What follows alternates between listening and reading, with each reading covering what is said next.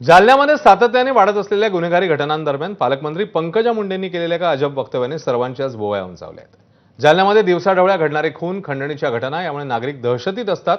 पालकमंत्री पंकजा मुंडेंनी आश्वासक उत्तर देणं अपेक्षित होतं, मात्र जालन्याच्या वाढत्या गुन्हेगारीला गुन्हेगारच जबाबदार असून इथे बाहेरचे लोक येऊन गुन्हे करतात का असं अजब उत्तर दिलंय, त्यामुळे त्यांनी चर्चांना उधाण आलंय। क्राईम करणारे जालन्यातलेच लोक आहेत ना, बाहेरचे ते येऊन क्राईम करत नाही आहेत। तर त्याला जालन्याची व्यवस्था पूर्ण आपण करू। फक्त एवढंच माझं पत्रकारांना म्हणजे विनंती आहे की आपण प्रश्न विचारत असताना आपण ज्या भागाचे आहोत त्या भागाची अनावश्यक बदनामी तर होत नाही ना, ह्याची काळजी घेतली पाहिजे। मी बीडच्या लोकांना हे समजवलं।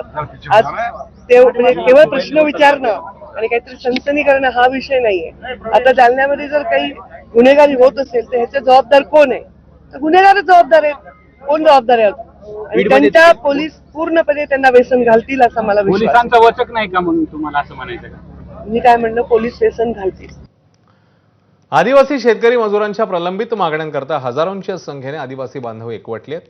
नाशिकहून मुंबईच्या दिशेने निघालेल्या किसान सभेचं लाल वादळ पुढील 3 दिवसात मुंबईत धडकणार आहे। सध्या हे लाल वादळ नाशिक मुंबई महामार्गावर आहे आणि संपूर्ण महामार्ग आंदोलकांनी व्यापून टाकलाय।